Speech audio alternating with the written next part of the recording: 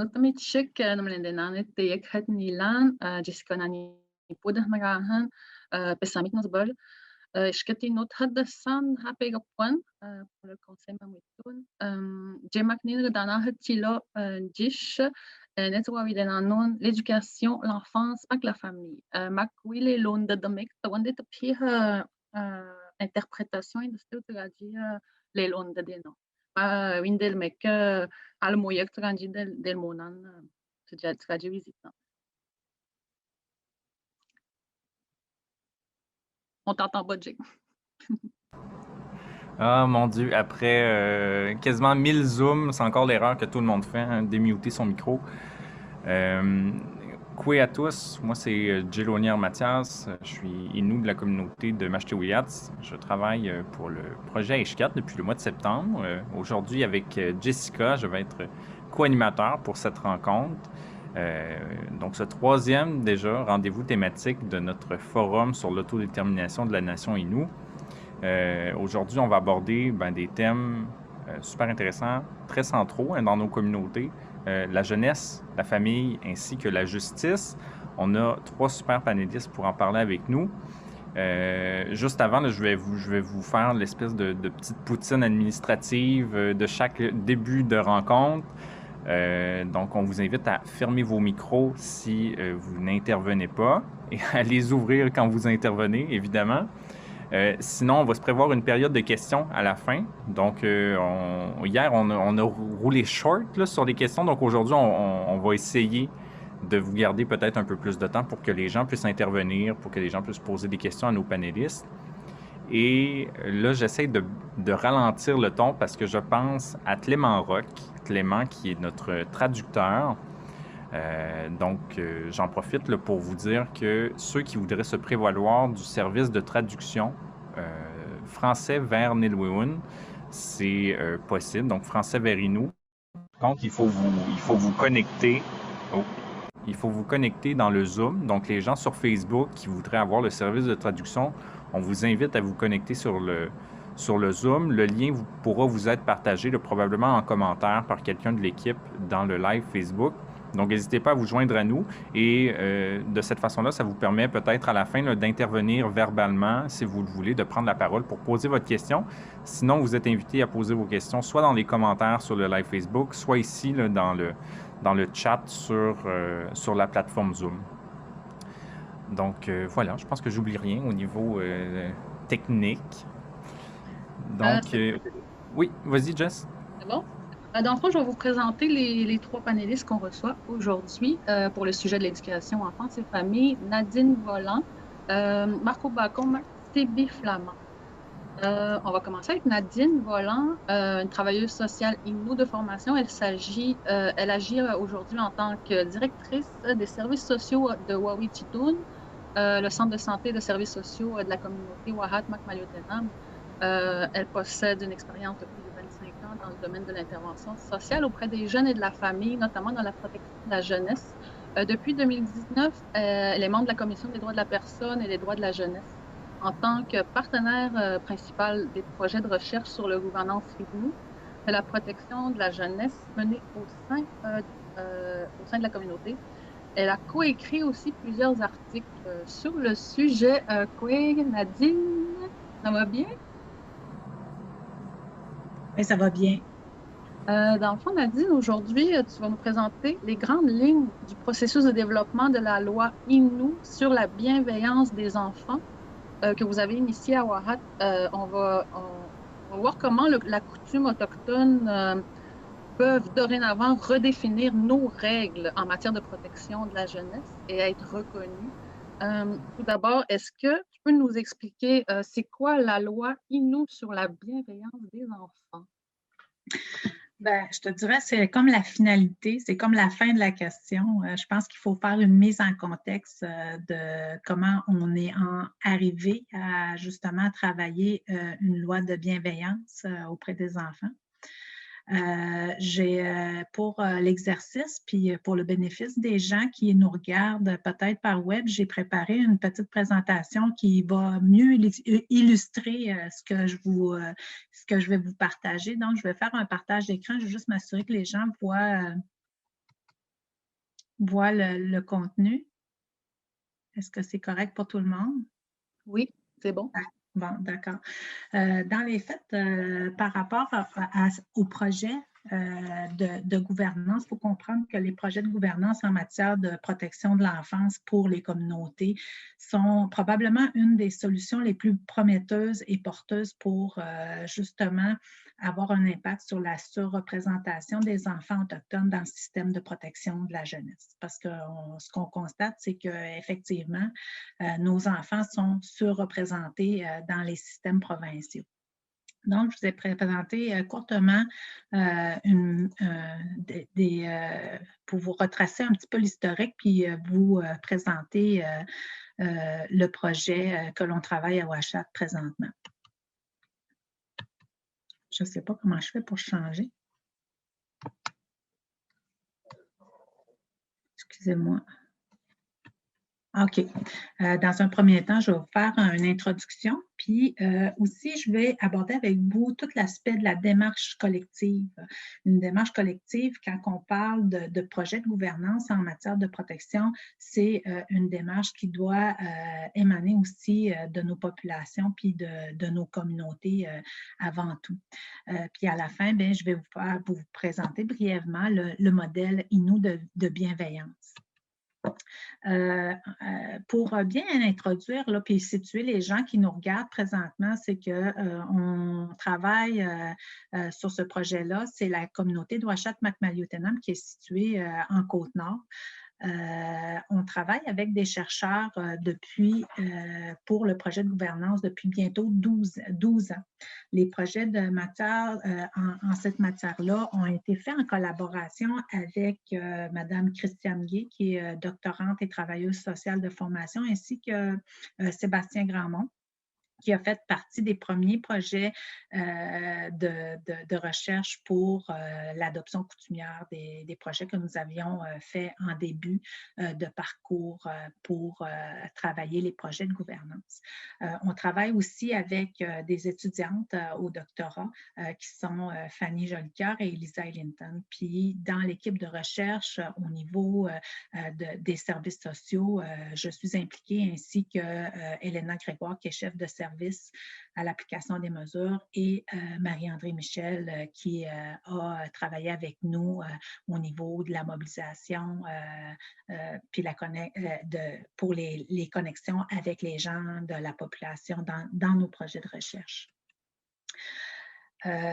Lorsqu'on parle d'une démarche collective, c'est sûr que ce qu'on a constaté, nous, dans les projets qu'on a faits, c'était très important d'avoir des projets de recherche qui feraient en sorte qu'on serait en mesure de pouvoir documenter des aspects qui vont bâtir la politique familiale, mais aussi la loi de bienveillance, qui est l'équivalent pour les Québécois, la loi de la protection de la jeunesse, mais une loi qui va être construite avec les valeurs qui nous ressemblent. Donc, ce qui est ressorti et les choses qu'on a été sondées auprès de nos populations, puis quand je dis sondées, c'est à travers divers projets de recherche, on a eu, excusez-moi, je n'ai pas de batterie, là.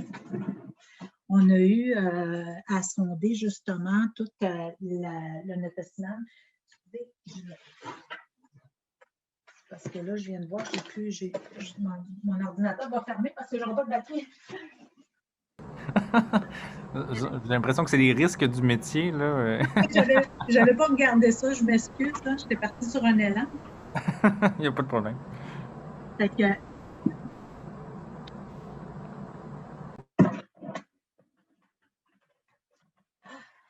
bon, ben là, ça va aller mieux. Quand on parle, comme je disais tantôt, la démarche collective, une gouvernance qui est enracinée dans les valeurs innues, ben, nous, par rapport aux recherches, ce qu'on a trouvé très important, c'est justement de documenter les pratiques familiales, mais aussi toute la symbolique, qu'est-ce que nous apporte l'aspect du territoire. Nuiganosh, tous les facteurs et les connaissances qu'on devait collecter pour comment nos familles interagissent entre elles, puis mieux connaître justement ces données-là qui vont construire un projet de gouvernance qui va ressembler, puis qui vont répondre aux besoins de nos familles. Et le Nokubaniem qui est l'équivalent de la garde coutumière ou de l'adoption coutumière qu'on pratique au niveau des Inuits. C'est sûr que dans cette perspective-là, les recherches ont justement fait ressortir les valeurs Inuits en matière de comment on prend soin de nos enfants, puis aussi comment on éduque et protège nos enfants. La démarche, c'est vrai que pour faire un projet comme ça, c'est une démarche qui a pris énormément de temps. On a, depuis 12 ans, fait justement ce travail-là avec la recherche pour documenter différentes phases du projet de gouvernance. Donc, le projet initial que nous avons réalisé, c'était vraiment de regarder quelles étaient les pratiques singulières des intervenants sociaux Inuits, comment nos intervenants y interviennent et quelles sont les choses qui font qu'on intervient de manière différente et qui sont en mesure de mieux répondre aux besoins de nos populations. Donc, ça a été comme une des premières phases initiales dans les projets de recherche que nous avons eu à faire au cours des années. Par la suite, on a eu une phase 1, qu'on peut décrire comme, en première partie, la valorisation des pratiques culturelles Inuits et mieux comprendre les besoins de nos familles. Dans cette phase-là, nous avons fait différents projets de recherche sur, de un, la famille et la parentalité, le territoire comme source de guérison, puis documenter aussi toutes les pratiques d'adoption coutumière qu'on appelle, nous, communément, le Nokubaniem. Mieux comprendre les besoins des familles. Dans cette phase-là, nous avons été sonder nos populations sur la trajectoire des enfants qui sont dans nos systèmes. Est-ce que le système actuel fait en sorte que la trajectoire de nos enfants donne en sorte qu'on a de la stabilité et de la permanence? On voulait aller évaluer ça. L'expérience aussi des jeunes qui ont vécu la protection et qui reviennent dans nos communautés. Nous avons été rencontrer ces jeunes-là pour bien comprendre comment ils ont vécu justement le système québécois. Donc, ça a été une partie de la recherche qui est quand même non négligeable et importante de bien comprendre comment nos populations vivent l'intervention de l'État, la protection de la jeunesse auprès de nos familles. Dans le même esprit, nous avons aussi sondé la parentalité vue par les mères qui sont suivies en protection de la jeunesse. Et je vous dirais, présentement, on est dans un autre projet de recherche qui s'appelle La voix des enfants Inuits de Uashat Makmaliotenam, l'intérêt de l'enfant par l'enfant et pour l'enfant. Donc là, on va sonder des jeunes, puis quand je dis des jeunes, je ne parle pas d'adultes, de jeunes adultes, je parle bien de jeunes qui vont définir l'intérêt de l'enfant dans leur perspective à eux. Donc, il y a une très grande importance donnée dans la parole de ceux qui vivent l'intervention des gens, des familles, des aînés et aussi des gens qui appliquent l'intervention dans nos familles.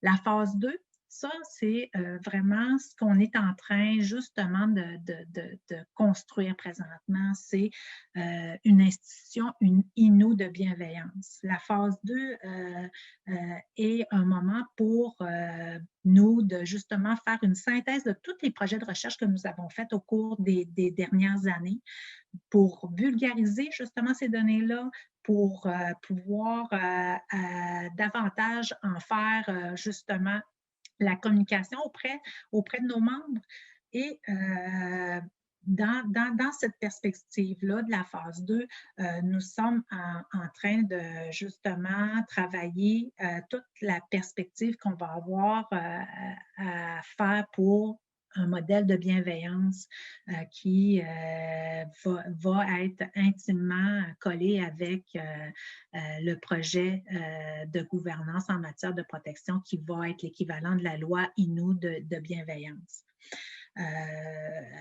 Pour commencer tout ça, c'est important quand même de dire qu'on a fait un projet d'élaboration d'une politique familiale. La politique familiale, ce qu'elle permet d'apporter, c'est d'apporter comme des orientations fortes qui vont justement englober tous les gens de la communauté et justement cette nécessité-là de responsabilité collective pour les enfants, la protection de nos enfants. Donc, c'est dans cette perspective-là que les projets de recherche nous ont permis justement d'élaborer et de travailler encore justement ce projet-là. Dans la phase finale qu'on retrouve dans cette démarche collective-là, c'est vraiment la consultation communautaire. La consultation, elle est d'autant plus importante puisque, effectivement, par la recherche, nous avons été validés toutes ces pratiques-là, mais je vous dirais, l'étape finale, c'est vraiment de s'assurer qu'on fasse la présentation et qu'il y ait une adhésion communautaire de ce type de projet-là dans la communauté. Parce que les projets de protection de l'enfance dans une communauté, c'est des interventions qui vont être davantage centrées de manière collective et communautaire. Donc, comment nous, comme communauté, nous allons faire des actions justement pour protéger nos enfants dans des interventions qui leur parlent davantage et qui sont beaucoup moins heurtantes pour nos familles. On a, à travers ces recherches-là, été en mesure de pouvoir définir l'intérêt de l'enfant. Dans cette perspective, dans la perspective de l'intérêt de l'enfant, c'est sûr que ce qui en est ressorti, c'est que dans le cadre de toutes les démarches et des consultations, nous avons tenté de justement ressortir une définition de l'intérêt de l'enfant que nous avons validée via la politique de Ngo-Baniem. C'est sûr que quand on travaille avec la recherche, on a la conscience de dire que c'est un travail évolutif. Donc, rien n'est figé dans le temps et effectivement, s'il y a des choses qu'il faut peut-être bonifier en termes de définition de l'intérêt de l'enfant avec les données qui vont ressortir justement de la collecte de données que nous faisons avec les jeunes actuellement, peut-être que cette définition-là va être davantage aussi affinée. L'intérêt est défini comme la suit. Je vais vous lire la définition de comment nous avons pu circonscrire justement une définition qui ressemblait à ce qui se dégageait des consultations et des recherches que nous avons faites dans notre communauté. Ça se lit comme suit. L'intérêt de l'enfant Innu exige que l'enfant soit au cœur de toute décision qui le concerne et que l'on respecte son rythme et ses choix.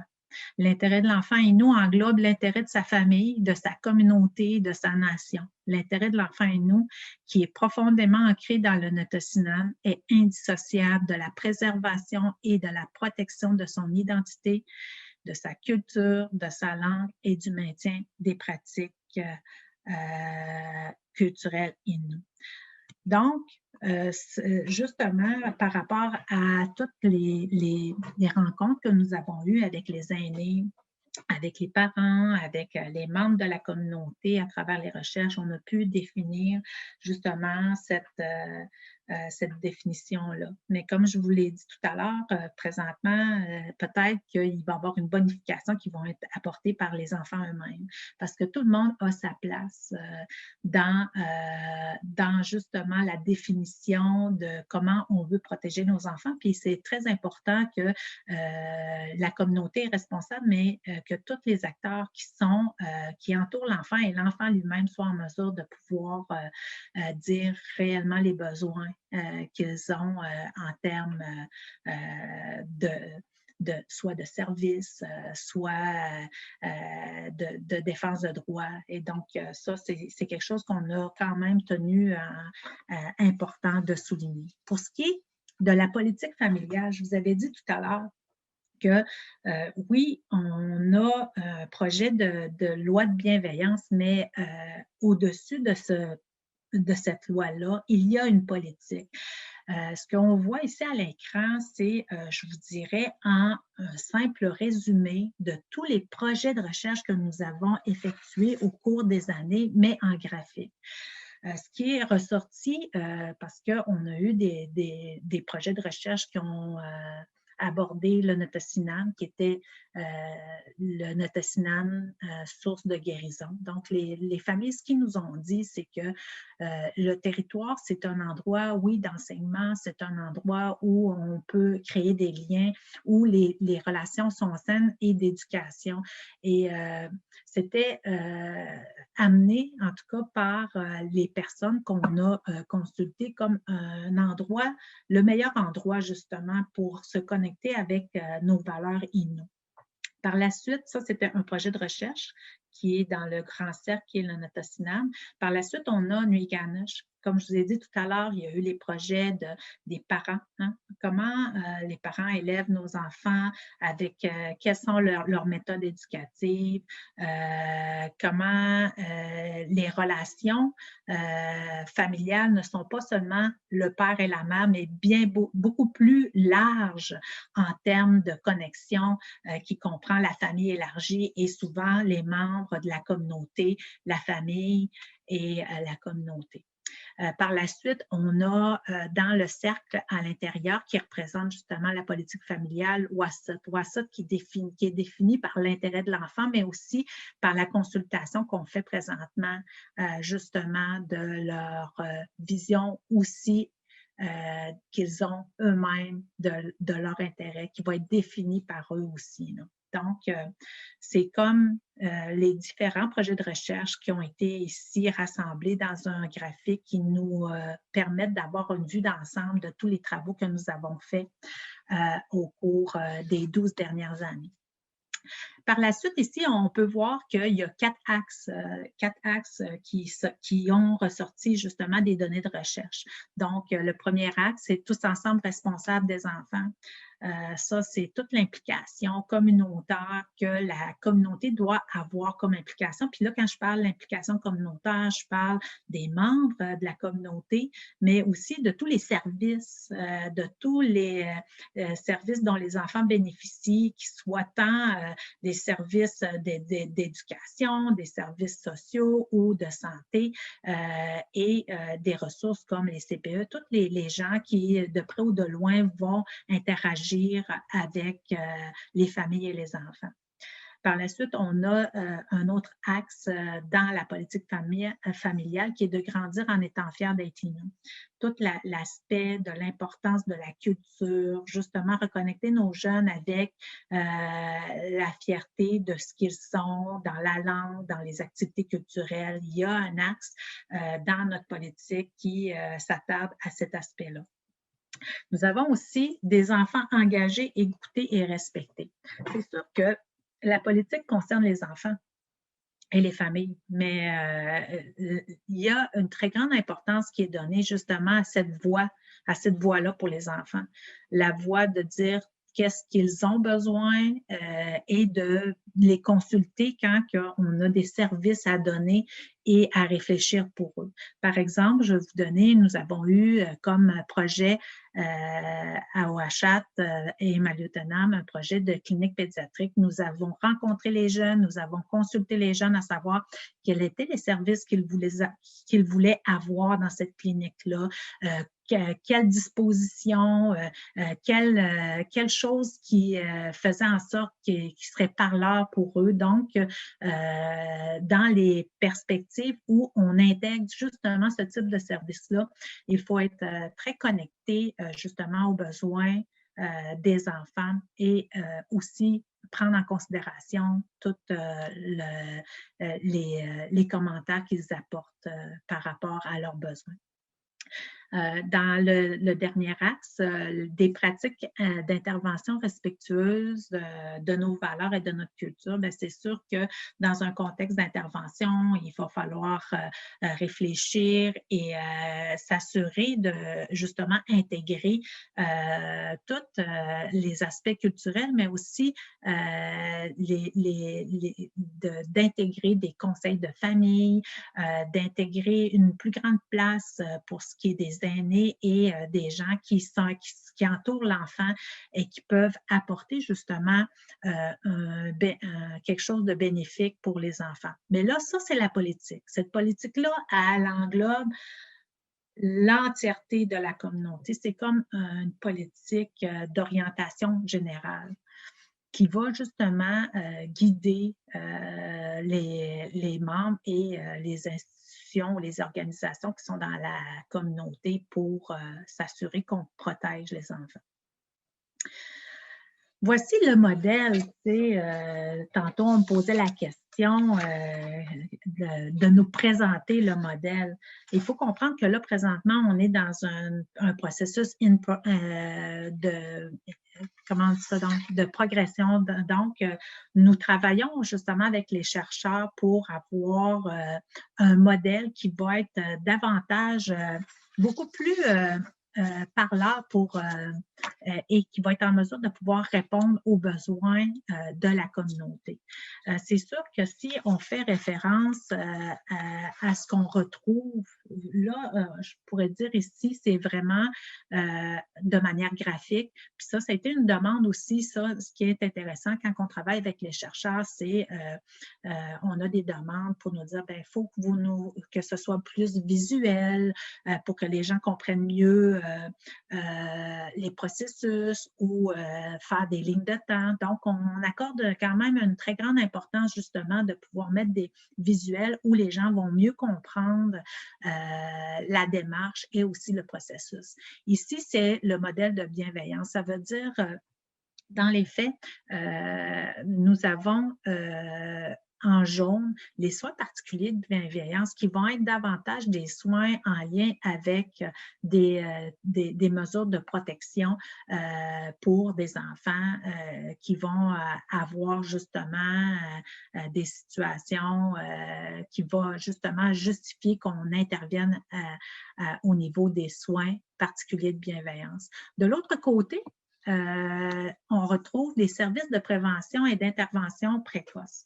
Il faut comprendre que l'avantage de réfléchir à un modèle, c'est de partir de quelque chose qu'on peut créer, qu'on peut réinventer dans la perspective justement de pouvoir offrir des services qui vont être davantage plus préventif que curatif quand on est en protection.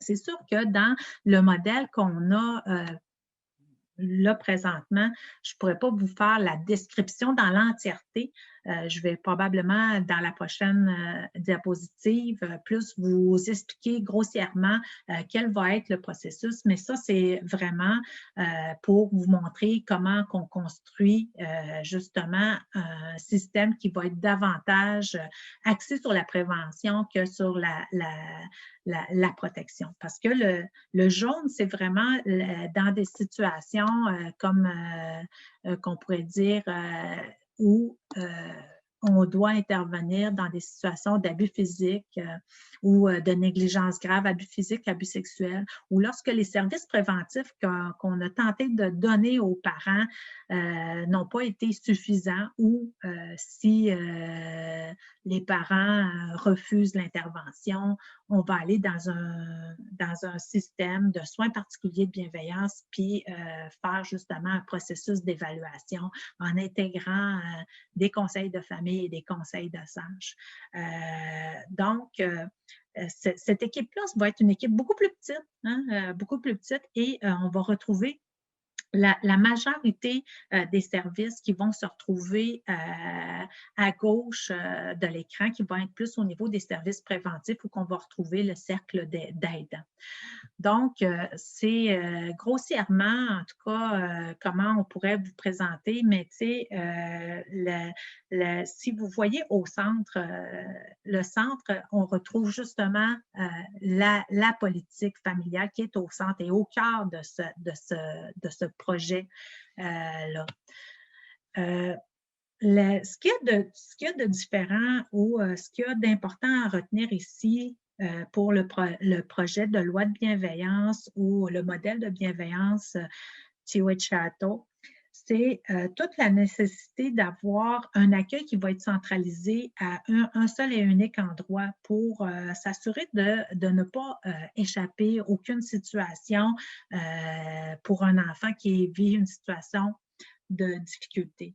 Donc, un accueil centralisé qui va permettre justement de pouvoir orienter l'enfant rapidement, soit vers des services d'intervention en prévention et d'intervention précoce qu'on va retrouver en bleu, ou la priorité au programme de suivi intensif et de crise si la situation amène justement à une situation de risque d'une alerte. Je dois souligner aussi que on a eu la chance de côtoyer les Atikamekw qui ont présentement un régime particulier via la loi de la protection de la jeunesse qui s'appelle la 37.5, qui est un projet de délégation de pouvoir. Ici, nous, à Ouachat, on est plus dans une perspective d'aller vers un projet de C92 qui va justement permettre d'avoir une loi Innu de protection, donc où on peut redéfinir justement quelles sont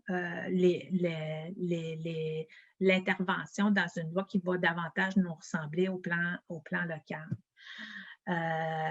Les Atikamekw, eux, appellent les signalements, ce qu'on retrouve avec la loi provinciale, plus comme des alertes. Donc, on trouvait que c'était bien comme appellation. Donc, on s'est beaucoup quand même intéressé à ce qui se faisait ailleurs, puis voir comment on pouvait intégrer ça dans notre projet de bienveillance. Ici, comme je l'ai dit tout à l'heure, les soins particuliers vont être davantage sous des situations qui vont être portées d'abus physiques, abus sexuels et négligence, comme je vous l'ai dit, et lorsque les services en préventif ne sont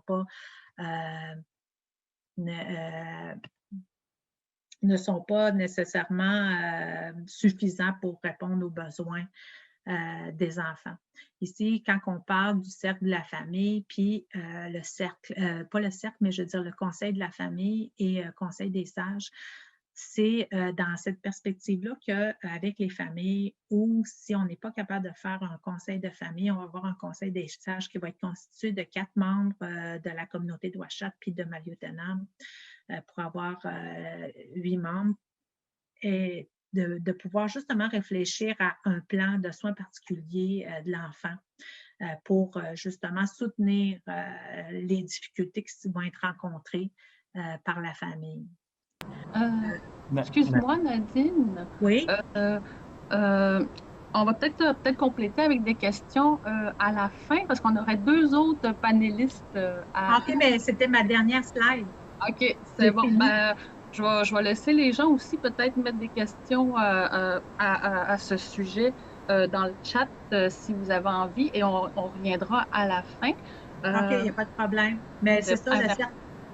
Fait que je vais juste finir là ici. C'est le cercle des aidants qu'on va retrouver la mise en œuvre du plan de soins particulier des enfants. Donc, des choses qui vont faire en sorte qu'on va être en mesure de pouvoir protéger les enfants. Donc, sur ça, c'était vraiment la fin parce que, dans le fond, comme j'ai dit tantôt, c'est la conclusion. Fait que je vais pouvoir, je vais pouvoir vous envoyer le PowerPoint avec la bibliographie qui va permettre aux gens, s'ils ils le veulent, de pouvoir justement approfondir la question. Ce serait peut-être même super de faire peut-être même une soirée échiquette vraiment consacrée à ce projet. Je trouve que ce serait vraiment pertinent de vraiment encore plus en parler avec les gens, qu'on prenne juste ce sujet-là puis qu'on en parle en profondeur. Là, je ne sais pas comment je fais. Ah, stop. OK, j'ai arrêté. J'espère que ce n'était pas mais je trouvais ça important de le mettre en PowerPoint pour que les gens ils voient bien ça ressemble à quoi. Parce que c'est quand même complexe comme processus aussi et tout, comment la gestion, ça ne doit pas être facile. Mais oui, c'était vraiment intéressant. Je vais laisser Jay nous présenter notre prochain panéliste. Oui. Et écoute, tu en as fait mention un petit peu, Nadine, tu faisais référence au système des Atikamekw, puis on a Sibi qui est avec nous. Là. Tu pourras peut-être nous parler, Sibi, tout à l'heure, quand ce sera ton tour, de peut-être faire des parallèles avec ce qui est en train de se faire à Ouachat et ce qui est en train de... et ce qui se fait chez vous, tu sais, chez les Atikamekw. Nadine, tu disais, vous, c'est beaucoup plus C92. Sibi, c'est plus une délégation, en fait, au niveau du Québec, là. C'est intéressant de voir, tu sais, qu'il y a 2 avenues, puis c'est quoi la différence entre ces trucs-là, concrètement. Donc, mais avant ça, on va aller rejoindre Monsieur Marco Bacon. Quoi, Marco? Ça va bien? Donc, permets-moi de t'introduire correctement. Donc, Marco, membre de la nation des Pequawagamin-Inuits, il détenait un baccalauréat en enseignement des arts et une maîtrise en arts volet transmission de l'Université du Québec à Chicoutimi. Donc, Marco a notamment travaillé pendant plusieurs années dans le domaine de l'éducation pour Pequawagamin-Inuits Tagwagan. De septembre 2019 à juin 2019, il a occupé la fonction de directeur du Centre des Premières Nations Nikanté de l'Université du Québec à Chicoutimi. Il avait alors comme principale responsabilité d'assurer le lien entre les communautés des Premières Nations et l'université dans le domaine relié à l'enseignement ainsi qu'à la recherche. Il agit maintenant à titre de consultant en éducation des Premières Nations. M. Bacon est activement impliqué dans de nombreuses actions visant une éducation de qualité pour les membres des Premières Nations, ainsi que l'atteinte d'un mieux-être et d'une santé globale pour ces derniers, dans une visée d'autodétermination. Donc, Koué Marco, on est content de t'accueillir avec nous ce midi. Le comité. Je vous remercie beaucoup de m'avoir invité. Tu nous disais là, en amont, là, en préparation du forum, tu faisais référence au 50e anniversaire de la déclaration de principe de la maîtrise indienne en éducation, déposée auprès du ministère des Affaires indiennes et du Nord canadien en 1972. Ça a dû être déposé en noir et blanc, là, j'ai l'impression, c'est 50 ans quand même. Je ne sais pas si tu peux nous en parler un peu de... À la base, c'était peut-être quoi l'intention, puis c'est quoi le chemin qui a été fait jusqu'à aujourd'hui en termes d'éducation?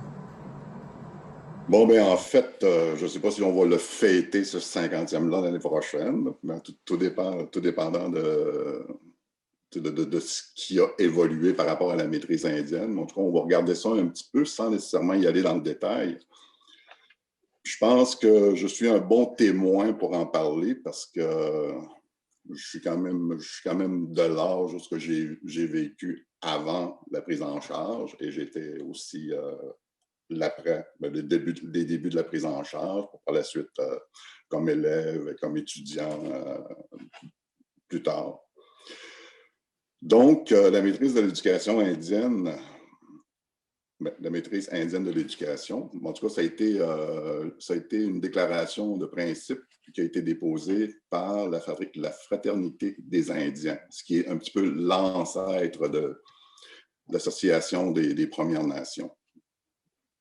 Mais dans chaque province, il y avait une fraternité des Indiens. Donc, ils ont déposé ça au ministère des Affaires indiennes le 17 mai 1972. Et essentiellement, ce que ça disait, en tout cas, on n'ira pas dans le détail, mais la vision de cette déclaration-là était: nous voulons que par l'éducation, nos enfants acquièrent les connaissances nécessaires à la fierté de soi, à la compréhension d'eux-mêmes et du monde qui les entoure. Ça, c'est vraiment la vision. Mais à l'intérieur de ça, ça impliquait acquérir les connaissances, mettons, entre parenthèses, de leur langue et de la culture. Évidemment, la compréhension de soi-même et aussi du monde qui les entoure. Donc, ça veut dire du monde qui les entoure à partir de la communauté, l'implication parentale, l'implication communautaire et par la suite, de l'implication des non-autochtones, l'ouverture vers l'extérieur. Mais pour ce faire, la prise en charge, mais il devait notamment redéfinir un petit peu ces structures. Donc, créer eux autres, ils appelaient ça des gens un petit peu comme des commissions scolaires à l'époque, ce qui est devenu pour nous des services éducatifs. C'est de prendre en charge aussi tout l'aspect des programmes. Normalement aussi, ce que cette maîtrise-là favorisait, c'est qu'on développe nos propres programmes ou un programme qui nous ressemble. À partir du fait en s'inspirant de notre langue, prioritairement de notre langue et de notre culture, puis de les intégrer dans ce programme-là. OK? On pourra peut-être parler un petit peu de l'évolution, mais qu'est-ce qui s'est passé par rapport à cet objectif-là un petit peu plus tard dans le discours. Donc, créer des structures, définir des structures, créer des programmes qui nous ressemblent et aussi faire un appel, mettons, aux membres en tout cas des communautés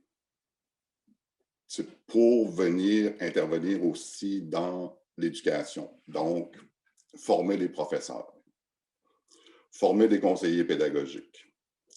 Évidemment, ça, c'est voilà 50 ans. Donc, si ce serait de nos jours, ce ne serait pas juste des enseignants, ce ne serait pas juste des conseillers pédagogiques, on pourrait mettre aussi des orthos, des psychopédagogues, puis tout ça. Ça fait que je pense que à ce moment-là, on ne connaissait pas encore toutes les problématiques qui allaient être connues par la suite dans l'histoire pour les difficultés au niveau des besoins des élèves. Donc, former du personnel enseignant et aussi, par la suite, si on continue dans la logique, puis ça, c'est pour tous les niveaux, hein, du préscolaire, du primaire, secondaire, formation des adultes, formation professionnelle. Puis là, rendu au postsecondaire, évidemment, on n'a pas encore d'université autochtone, mais Dieu merci, déjà, on a un collège autochtone qui est l'Institut Kiona. Donc, c'était aussi de travailler en collaboration, avec les établissements postsecondaires pour essayer de créer un rapprochement pour aussi parler de nos réalités, de les sensibiliser. C'est comme à un moment donné, dans la déclaration de principe, c'est marqué « Faire reconnaître le français comme langue seconde aux universités ». Parce que pour nous qui parlons Innu, le français, c'est une langue seconde. Puis 50 ans plus tard, 50 ans plus tard, de la déclaration, mettons l'année prochaine, les universités ne reconnaissent pas aujourd'hui encore que le français, c'est notre langue seconde. Puis ils reconnaissent que les immigrants qui viennent étudier ici, ils reconnaissent, eux, que c'est une langue seconde, puis pourtant, ils parlent français aussi. Bon, chercher l'erreur. À partir de ce moment-là, est-ce qu'on n'a peut-être pas fait une petite erreur d'enseigner le français? On aurait peut-être dû, dès le départ, enseigner le français avec une approche langue seconde, puis rester sur cette approche-là. Donc, conséquemment, on aurait eu la langue seconde par la suite.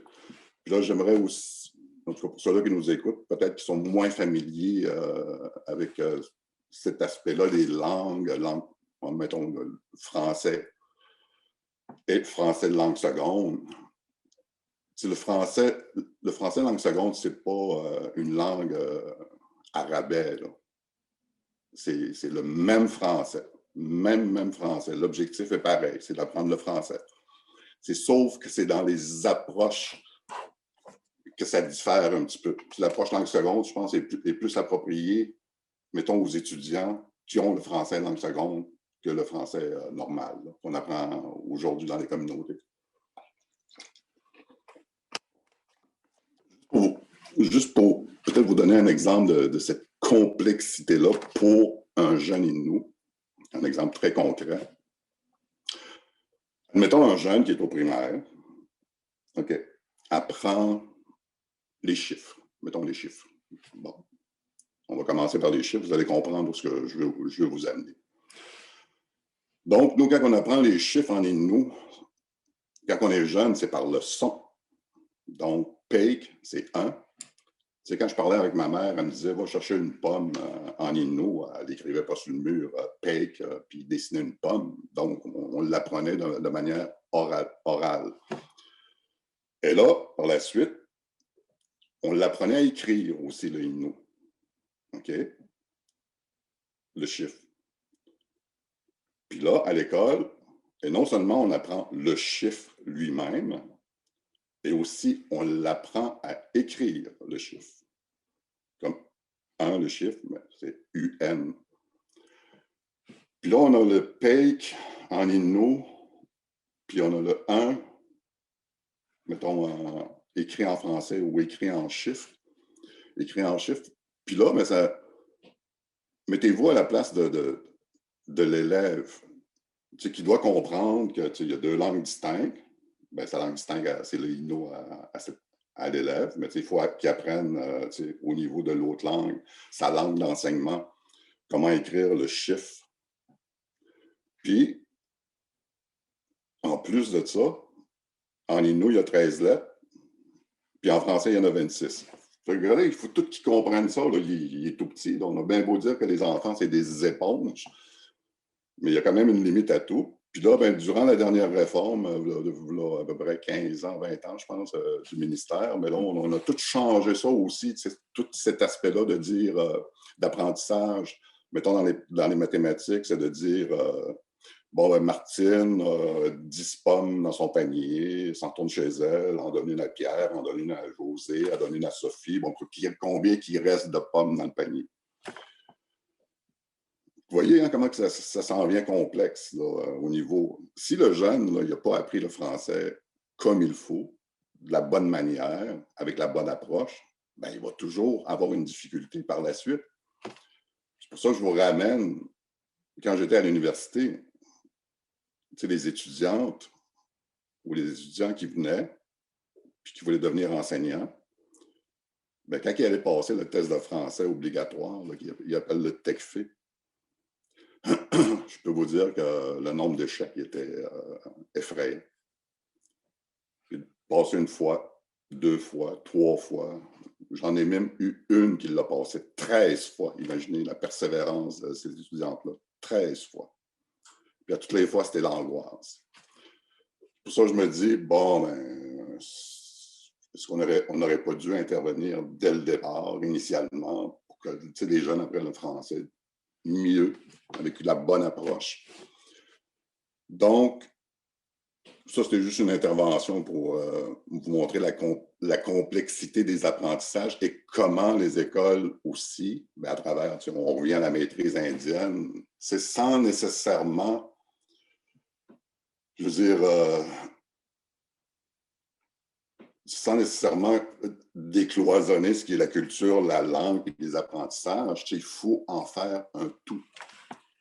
C'était ça l'idée de la maîtrise au début. C'était pas de prendre un programme puis d'insérer des cours de langue à travers ou du parascolaire culturel, mais pas intégré dans le programme. Là, on est encore dans plusieurs années en arrière. Là. Je ne parle pas d'aujourd'hui, actuellement. Là. Donc, si on continue la ligne de temps, comme je vous ai dit, j'ai vécu la prise en charge, l'après-prise en charge. Ça a pris quand même beaucoup de temps. à tout synchroniser ça, mettre des structures en place, former le personnel, puis avoir des écoles, je veux dire, des écoles qui répondent aux besoins des élèves. En tout cas, tout ça, je veux dire, ça n'a pas été tout de suite instantané. Je pense que ça a été quand même un long processus. Puis tranquillement, dans les années 80, là, il a commencé à avoir vraiment... Bien, il faut que je mentionne aussi que les écoles, ils n'étaient pas laissés à eux-mêmes aussi. Il y a des organisations qui sont nées, qui sont très importantes, qui viennent soutenir ces écoles-là. On n'a qu'à parler du CEPN, Conseil en éducation des Premières Nations. On peut parler de l'Institut Ticapèche. C'est des ancêtres, mettons, l'ancêtre de l'ICEM, parce que là, il y a le CNA, le Conseil de la Nation Atikamekw aussi. Ils ont tous développé des volets de support, soit à la culture, aux langues, ou soit par rapport à soutenir les écoles au niveau des services spécialisés. Ça a été quelque chose, je pense, qui a été bien apprécié. Donc, on revient sur notre ligne du temps. Ça fait que là, tranquillement, ben là, il y a comme des mouvements qui sont en train des initiatives qui sont en train de naître un petit peu partout. Je ne peux pas parler principalement des communautés Innu sans avoir un regard aussi de l'externe, parce que quand j'étais à l'école, à l'université, j'avais une vue quand même périphérique de tout ce qui se passait par rapport dans les communautés, autant chez les Atikamekw, autant chez les Inuits, autant chez les Hurons, autant chez les Cris, les Algonquins. Les besoins étaient énormes au niveau soit de la formation ou de la recherche. Ça fait que là, si on revient à nos communautés, beaucoup d'initiatives sont nées par la suite. Mais souvent, ces initiatives-là, en partenariat, soit avec les organismes déjà existants, premièrement de la communauté, ou avec le support soit de Ticapèche, EPN ou d'autres organisations. Il y a eu aussi beaucoup de support qui est venu aussi des universités. C'est des chercheurs qui sont venus travailler avec des enseignants ou des personnes des services éducatifs pour essayer de développer, améliorer la réussite des élèves avec différents moyens, des outils pour la langue, des outils, du matériel didactique, du matériel pédagogique, des approches. Ça fait que ça s'est fait un petit peu saupoudrer dans plusieurs communautés diverses. Donc, ça l'a amené peut-être à un premier regard, ce support-là, mais qui venait de l'extérieur vers l'intérieur. On voyait qu'il y avait des impacts. La recherche avait un impact. Bon, on a fait ça, on a travaillé ensemble, on a collaboré. Donc, ça l'a comme aussi, quelque part, fait allumer une étincelle de dire, c'est vrai que les besoins de formation sont importants. Les besoins de perfectionnement sont importants. Il y a plusieurs besoins là, qui sont très, très importants présentement dans les communautés. Mais si on veut favoriser éventuellement une certaine autonomie, il faut quand même y aller par ce secteur-là. Il faut s'approprier un secteur recherche dans la communauté. Pourquoi un secteur recherche? Parce que là, c'est nous qui connaissons nos problématiques. C'est nous qui connaissons nos besoins. On a juste à les identifier et par la suite, aller se raccrocher à un chercheur et à une université, l'inviter à co-développer ou co-créer avec nous des projets en éducation. Ça peut être n'importe quel domaine, en santé, services sociaux, ça vaut pareil. De travailler. Puis ça, en fait, ça va permettre d'avoir une certaine gestion, premièrement, éthique de sa recherche, mais ça va développer aussi des connaissances, des compétences et une autonomie par la suite. Tu sais, les besoins sont grands au niveau de l'éducation dans les communautés, déjà juste, admettons, au niveau de l'enseignement, tu sais, les domaines en services sociaux, en santé, tout ça. Mais ce qui manque encore plus, c'est des professions qui demandent, tu sais, du 2e au 3e cycle. C'est des médecins, des ingénieurs, puis tout ça. Tu sais, il y a un grand manque là-dessus, parce que tu sais, dans les universités, au niveau du 3e cycle rendu au doctorat, il n'y en a pas 50 000 des étudiants autochtones. Tu sais, on pourrait les compter peut-être avec mes 2 doigts, mes 2 mains.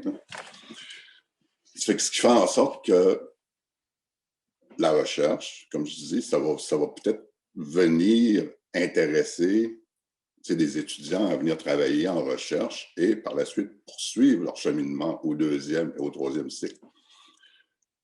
Plus qu'il va y avoir d'activités au niveau de la recherche qui va peut-être amener à développer, mettons, tout le côté de l'économie ou tout le côté social ou divers domaines, à même dans la communauté, ben ça va créer quand même cet engouement-là de travailler dans la communauté, puis de rester dans la communauté, puis faire épanouir sa communauté. Puis à partir de ce moment-là, quand on va parler d'autonomie, ça va être un petit peu plus proche de la réalité qu'aujourd'hui. Donc, les structures qui ont été implantées, suggérées à l'époque, bizarrement, la manière que ça a été écrit, c'est qu'on demandait au conseil, à la communauté de définir une structure, puis de la proposer par la suite aux affaires indiennes. Tu sais, je me disais dans ma tête, à cette époque-là, avec la quantité de communautés, de nations, je veux dire, il va sûrement avoir du monde qui vont proposer des structures différentes. Mais bizarrement, quasiment toutes les communautés ont la même structure. Tu sais, c'est toujours l'école, service éducation, direction générale, conseil de banque. Tu sais. Ça tourne pas mal de manière homogène avec ce modèle-là. Tandis qu'on aurait pu dire, on aurait pu proposer une structure autonome, complètement autonome en éducation. On aurait pu le proposer à l'époque.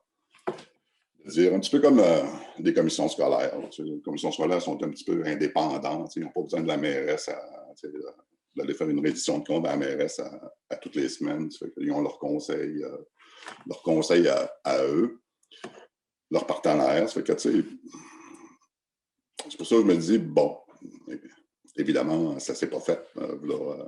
Toutes les structures sont semblables. Mais il n'y a rien qui dit qu'aujourd'hui, on peut réajuster le tir. De savoir, bon, mais si ce modèle-là, on n'est pas confortable là-dessus, puis ça fait 50 ans qu'on vit avec ce modèle-là, ben, est-ce qu'on pourrait se permettre de la changer aujourd'hui?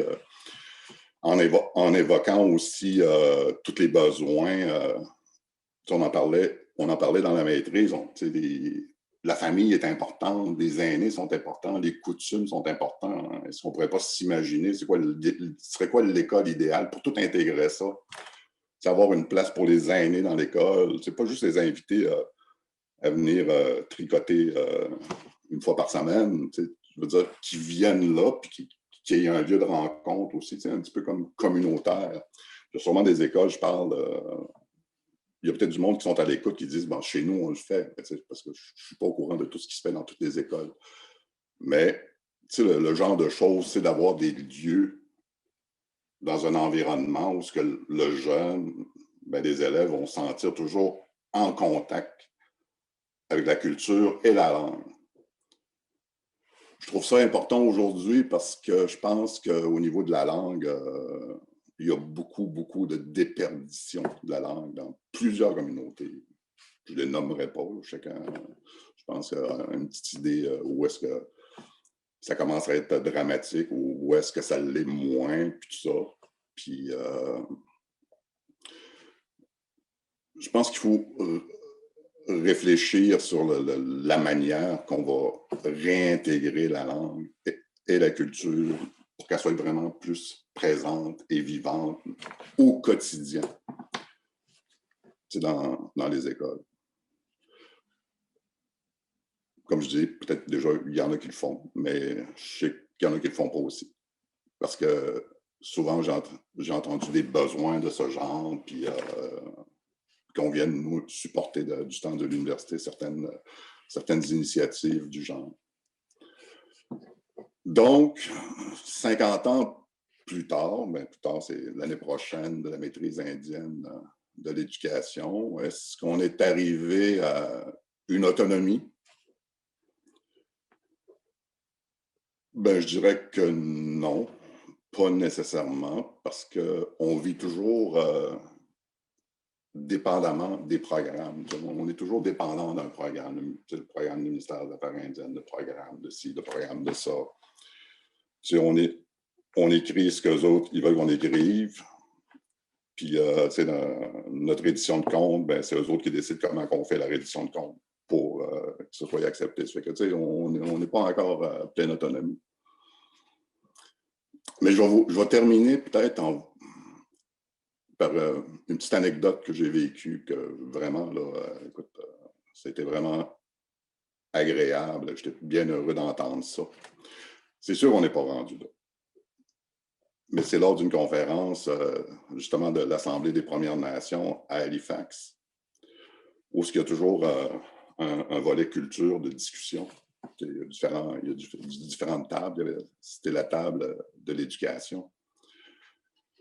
Puis tout le monde disait, à tour de rôle, ouais, mais c'est vrai que les communautés sont sous-financées par le fédéral. À tour de rôle, ils disaient, ça prend plus de financement, ça prend plus de financement, ça prend plus... Tout le monde qui passait à chaque tour de parole, mais c'était ça. Puis à un moment donné, il y en a un qui arrive.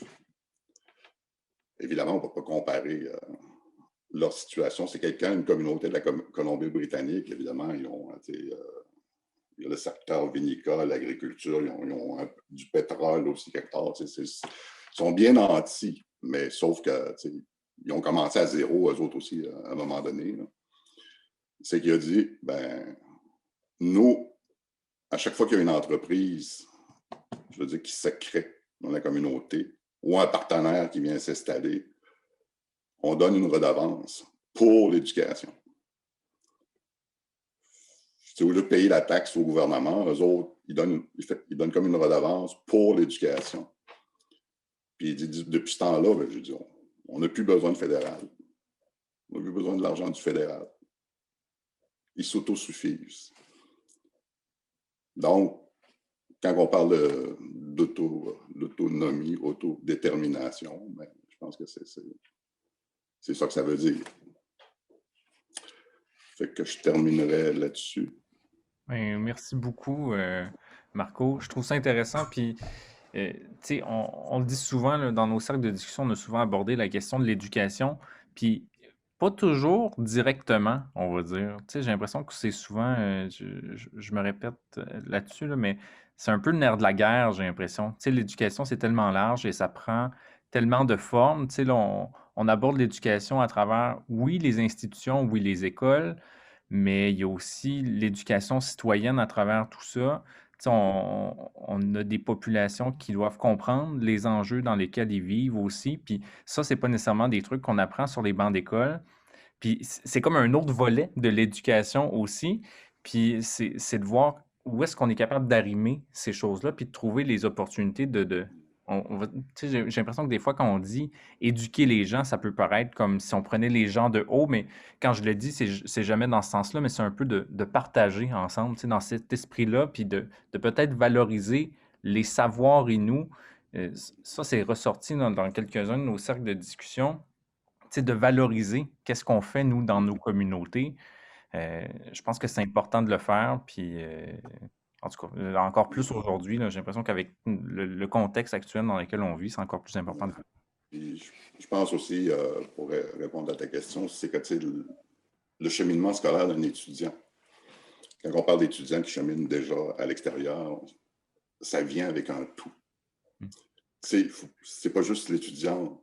Dans son cheminement scolaire, elle a des enfants, elle a un chum, elle a plein de choses à gérer, puis tout ça. Fait que, pour la réussite de cette étudiante-là ou cet étudiant-là, mais il faut regarder l'ensemble de l'œuvre, parce que souvent, l'échec peut être provoqué par ce qui entoure la difficulté de trouver des logements, la discrimination, ou l'enfant qui est malade. Il y a plein de facteurs. Ça fait que c'est pas juste se centrer sur l'étudiant, sur son cheminement scolaire, mais c'est de voir de manière macro ce qui l'entoure, puis de mieux les accompagner pour la réussite scolaire. Oui, exact. Gabriel, veux-tu intervenir rapidement là-dessus ou est-ce que je passe à Sipi? Vas-y. En fait, moi, j'avais juste une petite information. Quand tu as mentionné Kiona, le collège, moi-même, j'ai fait mes études puis j'ai terminé en 2016.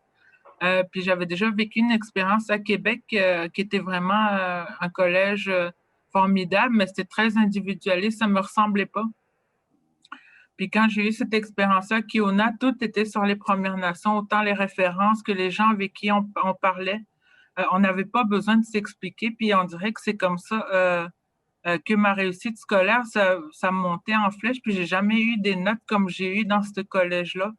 Puis moi-même, je me disais, je voulais être médecin, ça n'arrivera jamais, mais j'ai trouvé ma voie en passant par là, puis je pense ça m'a donné de l'espoir aussi pour les Premières Nations en général, que moi aussi, je voulais m'impliquer dans tout ce qui était organisation, forum, tout ce qui vient avec ça, puis qu'est-ce qu'on fait aujourd'hui. Fait que je te remercie beaucoup, Marco, d'avoir pris le temps de nommer Kiona parce que je pense que ça va être gravé dans mon cœur. Puis quand je pense aux gens qui ont été à la Macasa, qui sont rendus loin, ben moi aussi, je vais y arriver. Fait que moi, c'est tout ce que je voulais dire. Là. Merci beaucoup. Tu me donnes, Marco? Merci, Gabriel. Merci, Marco. Écoute, je me tourne maintenant vers Sibi Flamand. Écoute, Sibi, je te présente. Tu es originaire de la communauté Atikamekw Néo-Iziou de Manawan, titulaire d'un baccalauréat en sciences politiques de l'Université Laval. Il est présentement vice-chef conseiller de la communauté de Manawan et candidat à la maîtrise en sciences sociales à l'École des hautes études autochtones de l'UQAT, donc l'Université du Québec en Abitibi-Témiscamingue. Son projet de recherche se concentre particulièrement sur la philosophie politique autochtone, la gouvernance et sur l'autodétermination au sein de la nation Atikamekw excuse-moi, Sibi, je suis en train de massacrer ça. Je te laisserai me corriger, là, je m'excuse.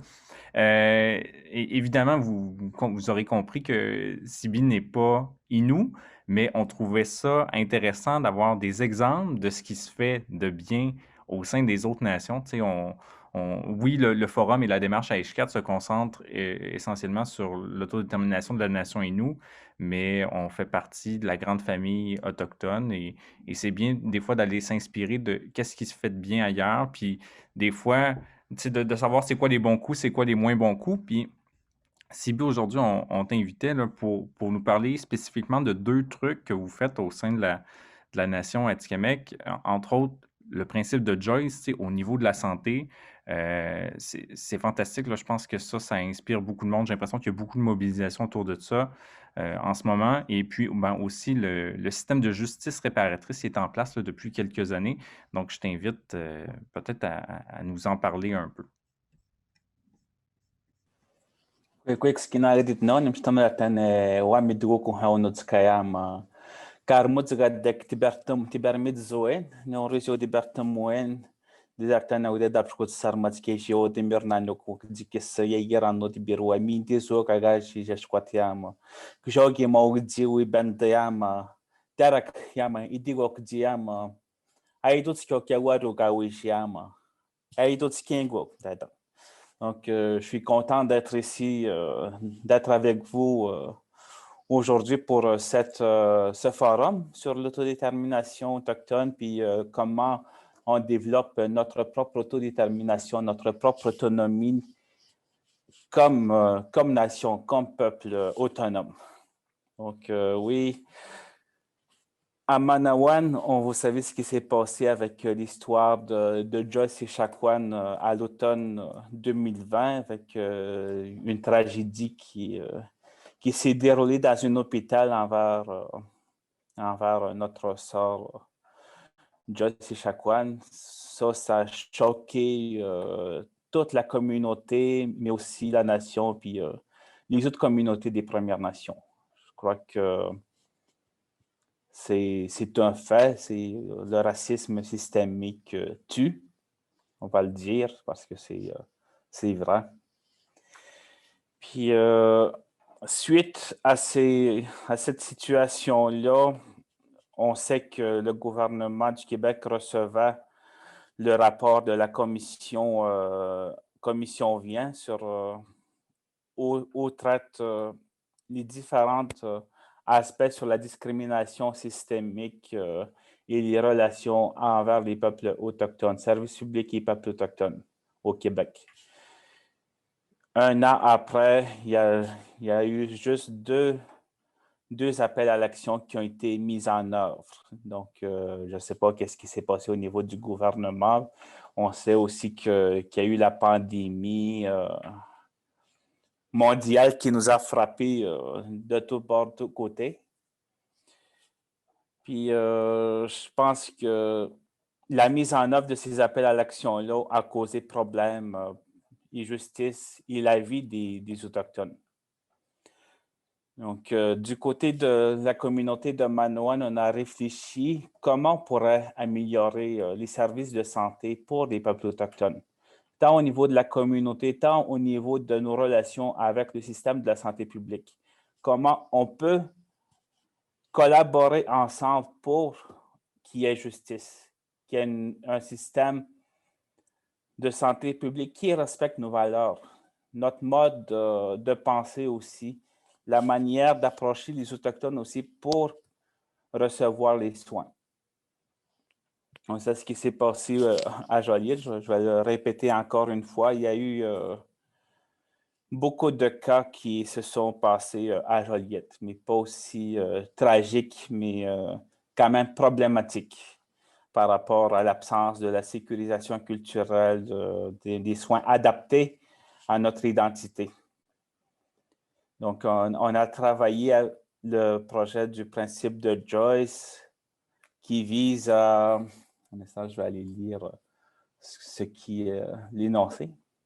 Donc, le principe de Joyce vise à garantir à tous les Autochtones un droit d'accès équitable sans aucune discrimination à tous les services sociaux et de santé, ainsi que le droit de jouir du meilleur état possible de santé physique, mentale, émotionnelle et spirituelle. Le principe de Joyce requiert obligatoirement la reconnaissance et le respect des savoirs et connaissances traditionnelles et vivantes des Autochtones en matière de santé.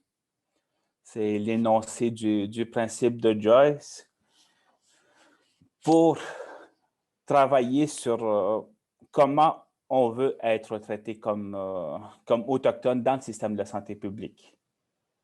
Donc, on a établi 6 piliers de comment on pourrait travailler tant au niveau du gouvernement fédéral, au niveau du gouvernement provincial, au niveau des centres hospitaliers, au niveau des collèges et universités, du public aussi, pour pouvoir lutter contre le racisme systémique, faire une campagne de sensibilisation sur les réalités des peuples autochtones et sur l'amélioration des connaissances reliées à la santé des peuples autochtones. Donc, on a fait une campagne de consultation dans les réseaux sociaux, étant donné la situation pandémique, on ne peut pas faire de rassemblement physique. Donc, on a utilisé les moyens technologiques qu'on avait en main pour pouvoir rejoindre la communauté, mais aussi l'ensemble du territoire québécois que nous appelons Nidaskinan et autres nominations qu'on appelle de nos territoires ancestraux.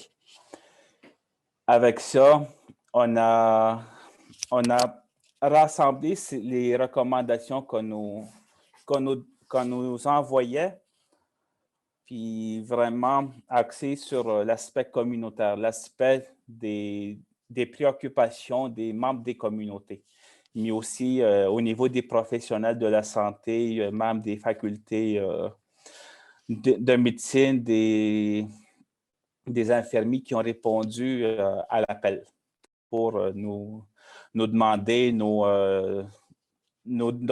donner des recommandations, des besoins qu'ils avaient à leur côté aussi pour bien répondre aux besoins des Autochtones dans les soins de santé.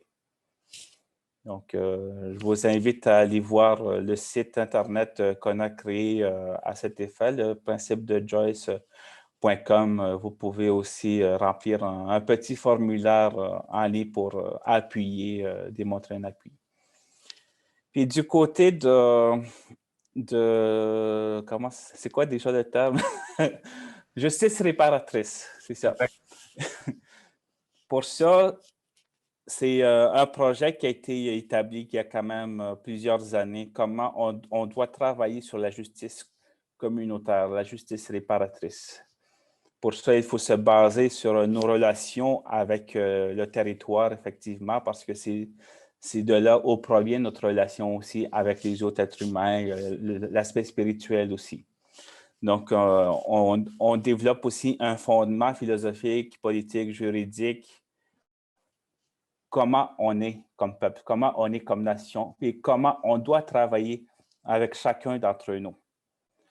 Donc, c'est sur cette base que la communauté travaille, que la nation travaille sur la justice réparatrice, même si il y a une influence, je dirais, pas une influence, mais une approche aussi avec le fait de travailler avec le système de la justice occidentale qu'on appelle.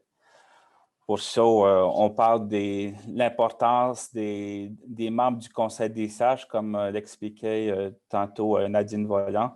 C'est important de considérer la sagesse, la philosophie de nos aînés, des femmes, des jeunes, des chefs héréditaires aussi, si on parle au niveau du territoire. C'est pour parler comment on doit aider une personne qui fait des erreurs dans sa communauté. Peut-être qu'avec une approche de même, avec la justice réparatrice, on peut aider. On peut aider son entourage. On peut aider aussi la communauté, comment on doit s'enseigner, comment on doit se transmettre ces savoirs-là. C'est un genre de code d'éthique communautaire. Et merci, Sibi. Écoute, je trouve ça inspirant. Entre autres, excuse-moi, est-ce que tu voulais intervenir, Erika? Oui, pour ce qu'il a dit, là, oui, vas-y. Sur la justice réparatrice, est-ce qu'il y aurait un site qui montre tous leurs projets de leur communauté, là, de leur nation, de cette justice réparatrice? Présentement, il n'y a pas de site Internet là-dessus, mais c'est plus au niveau du Conseil de la Nation Atikamekw où vous pouvez trouver des informations plus écrites, sinon auprès des communautés à Manawan, aux services sociaux Onigam. OK. Est-ce que vous avez des recherches là-dessus? Des recherches, c'est vraiment sur les travaux qui ont été réalisés avec les aînés, avec le Conseil des sages, comment on doit traiter des personnes qui ont outrepassé certaines erreurs dans la communauté. OK. Est-ce que ces écrits-là sont disponibles dans des bases de données ou quelque chose? Dans les bases de données, je ne suis pas au courant, mais au centre des archives du Conseil de la Nation Atikamekw, il y aurait des informations à cet effet. Merci beaucoup, Nicolas.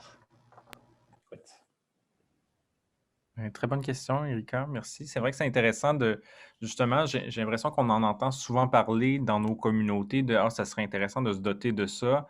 Puis en tout cas, c'est de pouvoir peut-être s'inspirer de ce que vous avez fait chez vous pour développer de notre côté un système qui peut répondre à ce besoin-là. Ça peut être intéressant.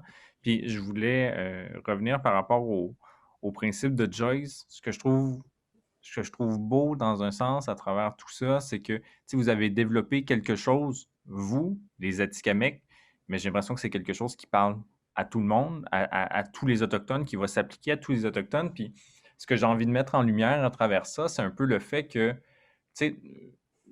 tu me corrigeras si je me trompe, Sibi, mais dans votre processus, vous n'avez pas eu besoin d'aller consulter toutes les autres nations. On se rejoint sur ces enjeux-là à la base. C'est que j'ai l'impression que des fois, on met peut-être l'emphase sur ce qui nous différencie, ça sur quoi on n'est pas d'accord, mais je pense qu'il y a beaucoup de choses sur quoi on se rejoint. Au final, des enjeux comme ceux-là, tu n'as pas besoin de faire le tour de toutes les communautés pour te rendre compte que, ben écoute, il faut passer à l'action. Puis ce que vous proposez, je pense, dans le principe, c'est quelque chose qui est un peu universel, on va dire, au niveau des Autochtones. C'est quelque chose qui va rejoindre une grande partie de la population. Puis en tout cas, ben, je trouve que je souhaitais là, saluer cette initiative-là. Je pense que les gens sont contents que vous l'ayez fait. Et puis, ben, merci. Merci pour ça. Miigwech. Écoute, normalement, on finit ça à 13h. Il est 12h56. Je ne sais pas si Marco, Sibi et Nadine, vous aviez des contraintes de temps, mais je proposerais peut-être qu'on étire peut-être d'une dizaine de minutes s'il y a des gens qui ont des questions pour vous. Si vous êtes disponible, là, je trouverais ça le fun. C'est le fun si les gens ont des questions, s'ils veulent approfondir peut-être certains aspects de vos présentations. Je trouverais ça intéressant. Si les gens ont des questions, vous pouvez vous manifester, soit en levant la main physiquement comme ça, soit en nous écrivant dans le chat. Je ne sais pas si du côté de Facebook, on avait reçu des questions. Est-ce qu'il y a quelqu'un? OK, donc Chiquan t'a partagé de la documentation. Je ne sais pas s'il y a des gens qui avaient des questions. Sinon, si vous n'avez pas de questions, c'est parfait aussi. Ou je ne sais pas si on peut peut-être faire un dernier tour de table. Là, Nadine, Marco et Sibi, je ne sais pas si vous aviez peut-être un mot de la fin, une pensée là, que vous aimeriez offrir avant qu'on se... Ah. Il y a M. McKenzie, Conseil de la Nation Matimekouche. Allez-y, M. McKenzie. Oui, d'abord, je veux pas. Je sais qu'il y a un forum à l'agenda. Bonjour à tous. J'essaie d'être présent le plus possible à travers ma responsabilité de gérer notre communauté. On est dans le domaine de l'éducation, n'est-ce pas? Alors, je ne sais pas s'il y a d'autres chefs qui écoutent, ou je ne sais pas, mais on a le droit d'intervenir, nous autres aussi, les chefs, dans les sujets? Oui, oui. OK. Je ne veux pas déranger les gens qui sont là. Mais moi, j'ai juste un bon point que je vais amener comme commentaire, mais un commentaire très important. On parle du domaine de l'éducation. OK? Là, je parle de l'éducation des Blancs. Hein? Moi, je suis un ancien pilote d'avion. J'étais allé à l'école des Blancs pour être pilote d'avion, un jour. Je l'ai été pendant 27 ans. Bon. Il y a l'autre volet qui n'est pas négligé pour personne, tout le monde qui écoute dans ce forum-là, il n'y a rien qui est négligé. La première éducation, je pense, puis ce n'est pas peut-être la première fois que vous allez entendre ce que je viens de dire, là, mais il est important. Et ça touche l'éducation fondamentale de l'histoire des peuples, que ce soit la nation Atikamekw, Innu, toutes les nations non confondues. Et ici, je parle de notre éducation traditionnelle, culturelle, que nos anciens profs d'école étaient nos ancêtres. La connaissance du territoire, leur savoir-faire.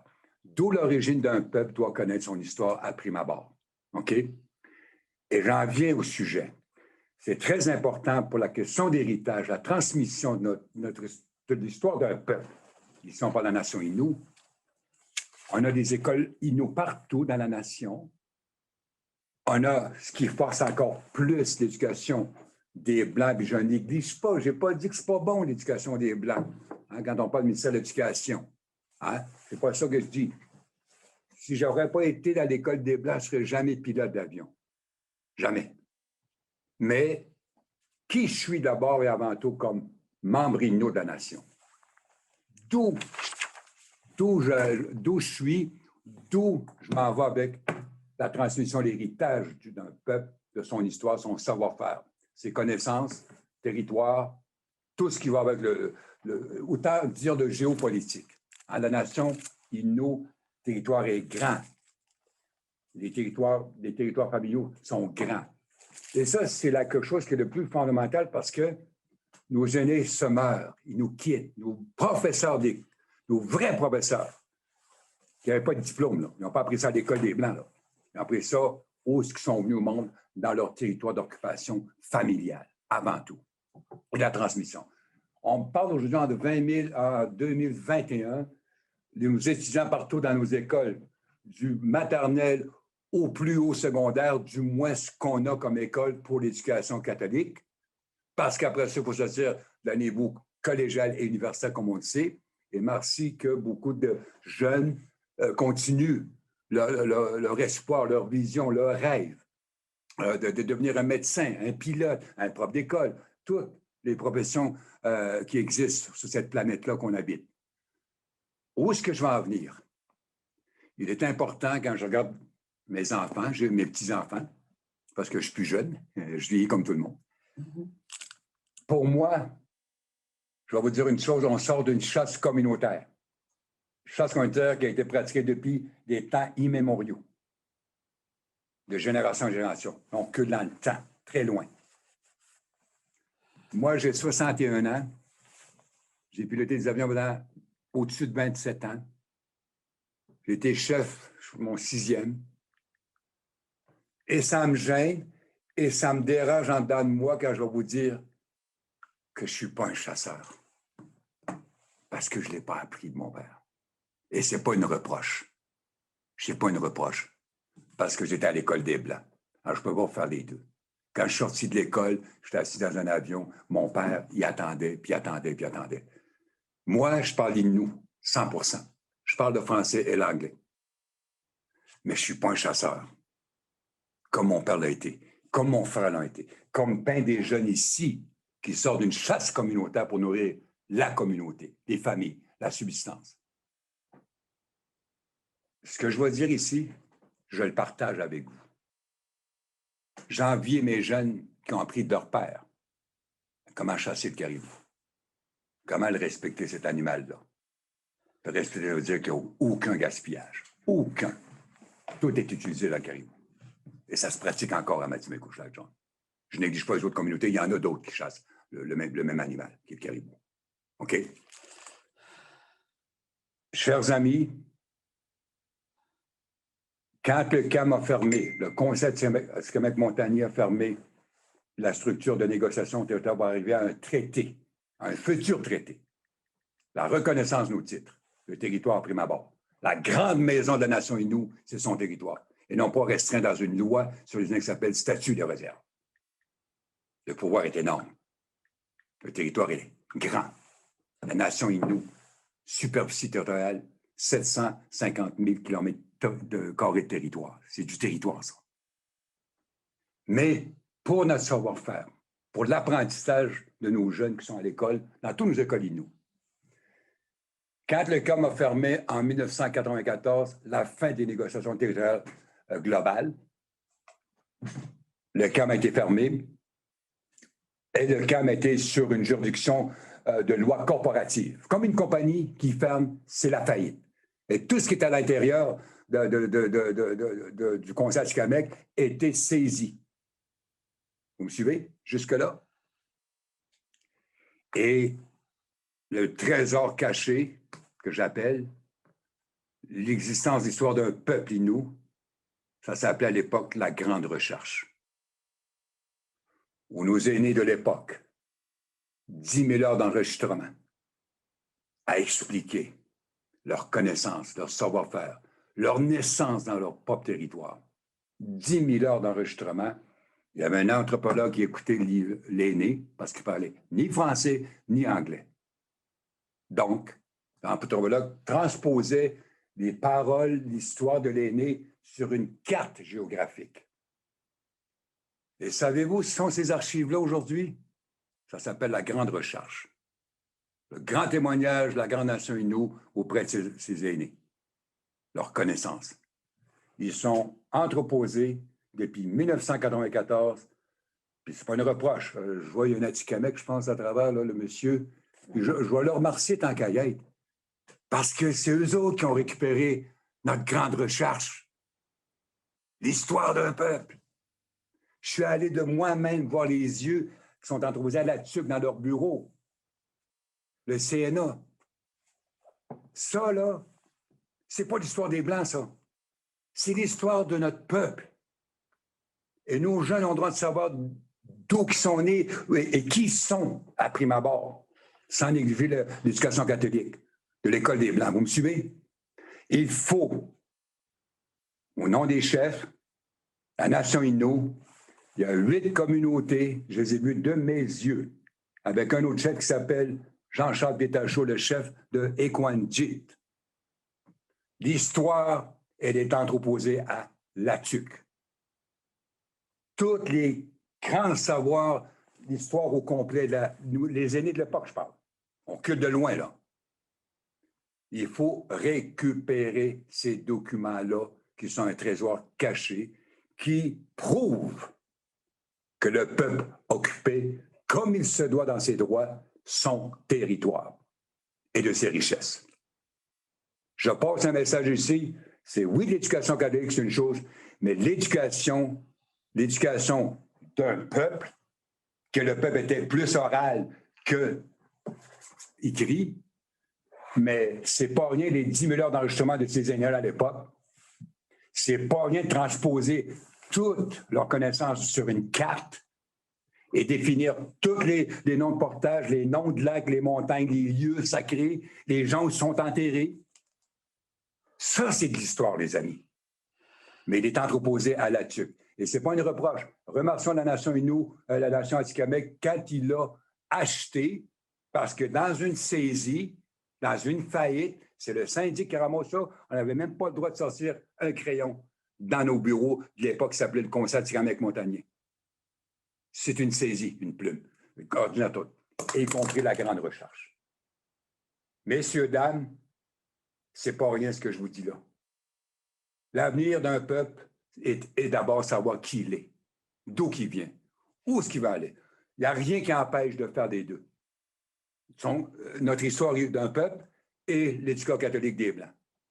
Les deux. Mais il y a une transmission qui doit se faire. Une transmission qui doit se faire. Alors, je fais juste un constat, chers amis. Quand la journée viendra, les démarches sont entreprises avec les chefs Innu de récupérer les 8 communautés sur 9 que leurs archives, leur histoire est entreposée à la Tuque. Et en 1994, quand le syndic a offert tous les biens à l'intérieur pour revendre ça, je remercie la nation Atikamekw qui ont payé 75 000 pour récupérer la grande richesse de la grande nation Innu. Vous me suivez? Et quand le jour viendra, qu'on aura de nos yeux les preuves à l'appui, l'histoire d'un peuple enseignée par nos ancêtres et la transmission puis l'héritage, on sera fiers d'enseigner ça dans nos écoles Innu. Parce que c'est là qu'est la vérité. C'est là qu'est la vérité, l'existence même d'un peuple et de son territoire. Alors, c'est un constat que je fais. Alors, je veux juste vous informer, à vous tous, qu'on travaille très fort pour aller récupérer ces archives-là, qu'on écrit une lettre au fédéral pour nous financer à rapatrier ces archives-là, à rapatrier. Et le centraliser, peut-être la nation Innu, souvent c'est Ouachat, parce qu'il y aura 2 conditions. Combien ça coûte pour récupérer ça? Et ça, c'est la nation Atikamekw qui va déterminer le prix pour avoir notre grande recherche. Je sais, vous souriez, mais je termine.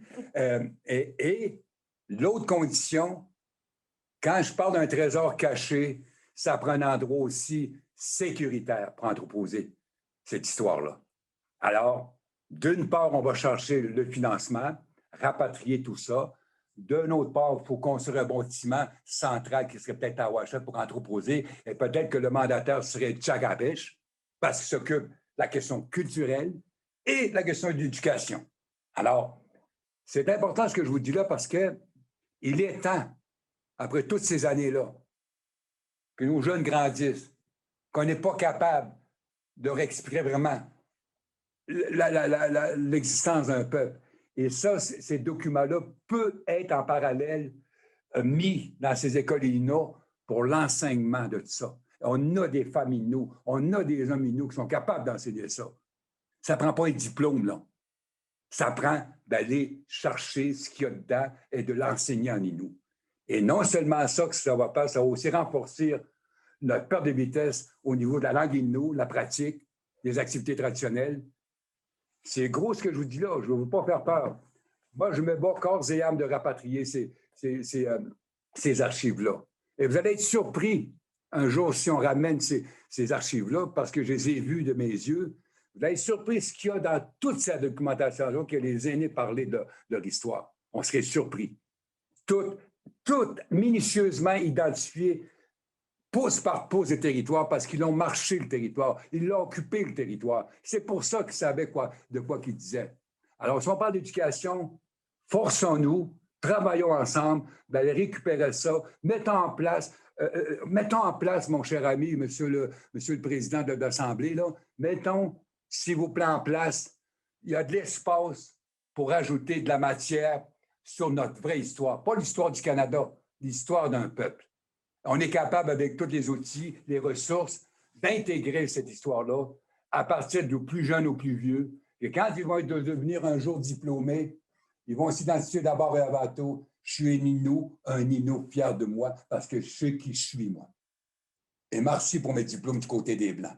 Parce qu'on peut concilier les deux choses comme moi je l'ai fait. Vous comprenez? Alors, c'est de ça mon intervention vient. On travaille très fort au niveau des chefs pour la récupération de ces documents-là qui sont un trésor caché. La pensée indienne, la pensée Innu, c'est pas rien. Et la fierté d'un peuple, quand ces jeunes-là qui sont en perte de vitesse pour notre culture, pour notre droit, puis notre pratique, puis notre langue, ça va juste aider un peu à ce que le jeune qui pose dans son école, de dire aujourd'hui, je sais pourquoi je suis Innu, moi. À cause de mon père, à cause de mon grand-père, à cause de mes ancêtres. Puis le territoire, je comprends pourquoi que la nation Innu se bat corps et âme pour avoir sa pleine propriété de son territoire et ses ressources, ce qui s'appelle le développement social, culturel, tout ce que tu voudras économique. Donc, j'arrête tout ça là, mais je voulais vous informer de ça, que quand la journée va venir, vous serez tout informés si on est capable de récupérer toutes ces archives-là. Après ça, on va mettre ce qu'on appelle tous les experts en la matière en branle pour mettre une matière supplémentaire selon les directives du ministère de l'Éducation du Québec, parce qu'on est régi par ça, puis le fédéral finance, on connaît toute la formule, mais il n'en demeure pas moins, chers amis. La journée que ça va arriver de mon vivant, je vais être assez fier quand je vais voir dans cette école, dans mon école et les autres, qu'une matière vient se rajouter. On a la documentation puis l'histoire. Messieurs, dames, je vais être fier quand je vais voir ça. Mais entre-temps, il faut travailler pour récupérer ça, la question financière, le prix que les Asquemecs vont nous faire, et ensuite, entreposer un bâtiment qui va être sécurisé pour garder ce trésor caché-là. Alors, merci à vous. C'était ça mon intervention puis mes commentaires. Merci. Monsieur le chef McKenzie, merci beaucoup.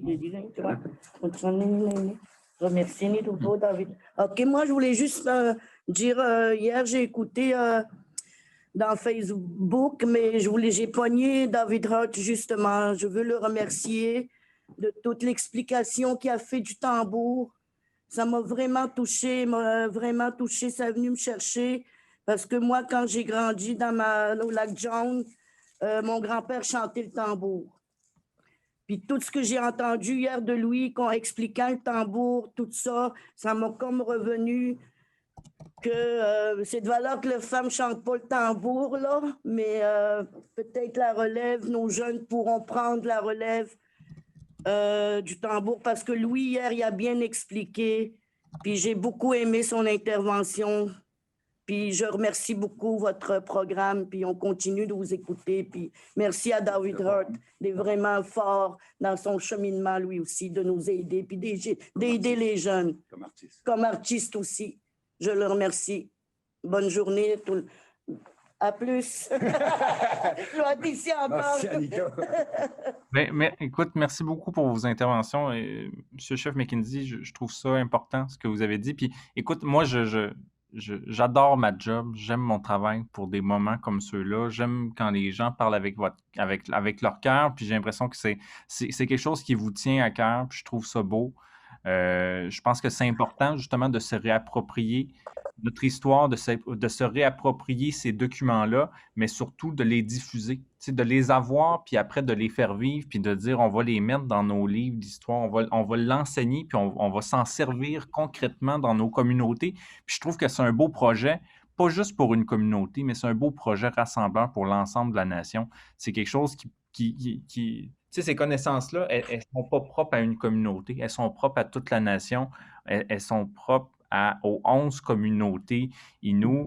Écoute, vous faites référence à David Hart qui était là hier au spectacle, puis il y a quelque chose qui m'a frappé, puis d'abord, quand je l'ai appelé, il m'a parlé en anglais. Donc là, j'ai fait, oh mon Dieu, c'est vrai, c'est un Innu du Labrador, puis je me suis dit, j'ai l'impression que j'entends souvent l'expression, ah oui, les 9 communautés Innu, ah oui, les Innu, ou des fois, on parle même à l'échelle de nos conseils tribaux. Puis j'ai envie de dire, il faut aller au-delà de ça si on veut avancer ensemble, je pense. Puis je me suis dit, écoute, David, il était là, on jasait ensemble. J'étais tellement fier de ce qu'il me disait, je le trouvais tellement motivant. Puis je me dis, mais pourquoi est-ce qu'on se sépare des gangs comme ça? Ça vient de ces espèces de séparation-là qu'on a. Je me dis, on est tous pareils, on est tous. Ce qu'il disait, ça résonnait chez vous à Matimekouche. Hier, il parlait avec Makoukoum. Après le spectacle, ça résonnait à Mashtewiyat. Je me dis, on est tous pareils. On se rejoint tellement. Nadine, vas-y, si tu veux intervenir. Je voulais dire que je trouvais ça super intéressant, l'intervention de M. Réal McKenzie, puis aussi de M. Flamand. Puis moi, je pense que c'est super important justement de documenter ces pratiques-là, puis justement de s'assurer de les faire vivre. Puis, on fait de la recherche, puis moi, je tiens juste à dire en terminant, on fait de la recherche à Uashat Makmaliotenam. C'est pas pour que le projet, ce soit juste pour Uashat Makmaliotenam. Si on s'est allié avec des chercheurs, c'est justement pour être en mesure de pouvoir documenter ça, puis de faire une démocratisation de l'information qui va permettre à d'autres communautés, à d'autres nations de pouvoir se servir, puis pas toujours de reconstruire chacun de notre bord les données, parce que c'est un long processus, faire de la recherche, ressortir des données probantes pour soit monter des programmes, monter des projets. Quand on a déjà des projets qui sont déjà porteurs et innovateurs dans d'autres communautés, il faut avoir un esprit de partage, puis je tiens à souligner que nous, dans le processus qu'on a fait, on s'est beaucoup inspiré de ce que les Atikamekw ont fait, sauf qu'il faut avoir, comment on appelle, un endroit où ça, c'est accessible à tous, justement pour s'assurer de partager ces connaissances-là. Puis on a aussi des experts dans nos nations. Souvent, moi, ce que je constate, c'est qu'on va faire appel à des experts allochtones pour nous montrer comment faire. Et pourtant, on a du monde qui ont cette expertise-là, puis faisons-nous confiance. Puis soyons fiers d'être Innu, puis soyons fiers des valeurs que l'on porte, puis des connaissances que l'on a. Fait que sur ça, c'était le mot de conclusion que je voulais vous dire. Merci beaucoup, Nadine. J'ai envie de conclure là, en disant, concentrons-nous sur ce qui nous rassemble, puis laissons peut-être de côté des fois ce qui nous divise. Je pense que cette semaine, on est beaucoup dans cette pensée-là, de se concentrer ensemble sur c'est quoi notre force en tant que nation. Puis je trouve ça beau, puis je trouve ça le fun. Fait que merci pour vos interventions à tout le monde. Je vous dis à demain. Demain, 11h30 à 13h. Peut-être plus tard que 13h, là, ça fait 2 jours qu'on étire, mais c'est parfait parce que ça permet d'avoir des belles discussions comme celle-là. Donc, demain, rendez-vous pour le développement socio-économique. Donc, je vous souhaite une très bonne après-midi à tout le monde. Ciao!